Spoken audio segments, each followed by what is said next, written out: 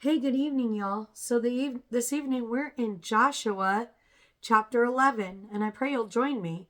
We invite you, Holy Spirit, to be a part of your reading, and we ask for your wisdom and knowledge to be along with us. And I say this in Yeshua's precious name. Conquest of the northern cities. Now, when Jabin, king of Hazar, heard about these things, he sent word to Joab, king of Madon, to the kings of Shimron and Akshapha, to the kings of the north in the mountains, in the Arabah, south of Cinnereth, in the foothills, and in Naphoth Dor to the west, to the Canaanites in the east and west, to the Amorites, Hittites, Perizzites, and Jebusites in the hill country, and to the Hivitites in the foot of Hermon and the land of Mizpah.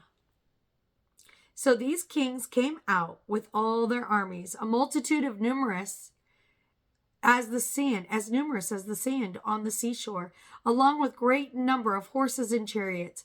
All these kings joined forces and encamped at the waters of Memron to fight against Israel.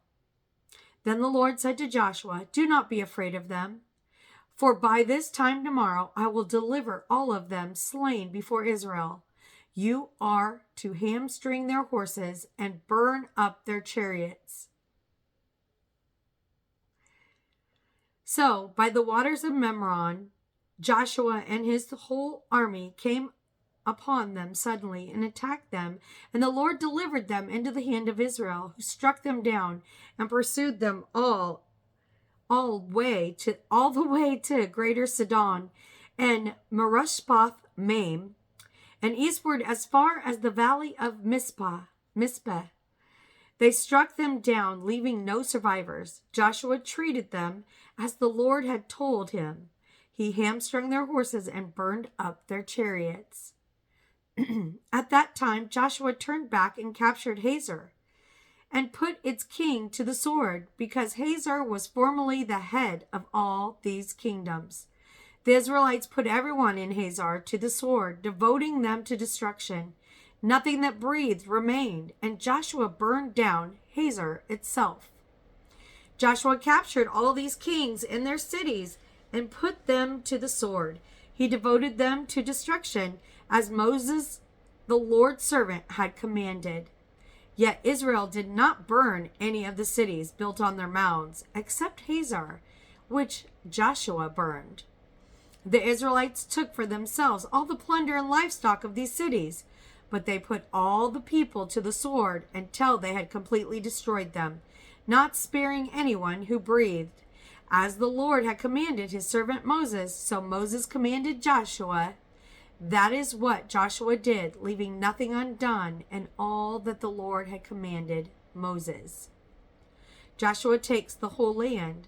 So Joshua took this entire region, the hill country and all of Negev, all the land of Goshen, and the western foothills of Arabah, and the mountains of Israel and their foothills, from Mount Halak, which rises above Seir, as far as Baal Gad, in the valley of Lebanon, at the foot of Mount Hermon. He captured all their kings and struck them down, putting them to death. Joshua waged war against all these kings for a long period of time. No city made peace with the Israelites except the Hivites living in Gibeon. All others were taken in battle, for it was the Lord to harden their hearts to engage in battle, so that they would be set apart for the destruction and would receive no mercy, being annihilated, as the Lord had commanded Moses.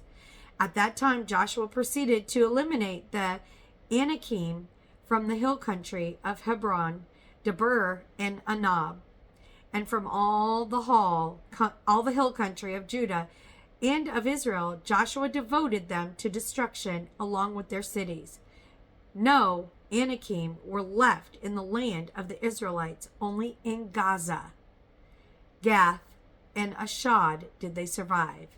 So Joshua took the entire land, and keeping with all that the Lord had spoken to Moses, and Joshua gave it as an inheritance to Israel according to the allotments to their tribes. Then the land had to rest from war. I hope this helps you today. I'm kind of stumbly at night. I apologize. Joshua, we're seeing history repeat itself right now in the area of Gaza and so forth. We need to be in prayer, asking God to help us through this hard time that we're coming through. And I say this in Yeshua's name. Be blessed.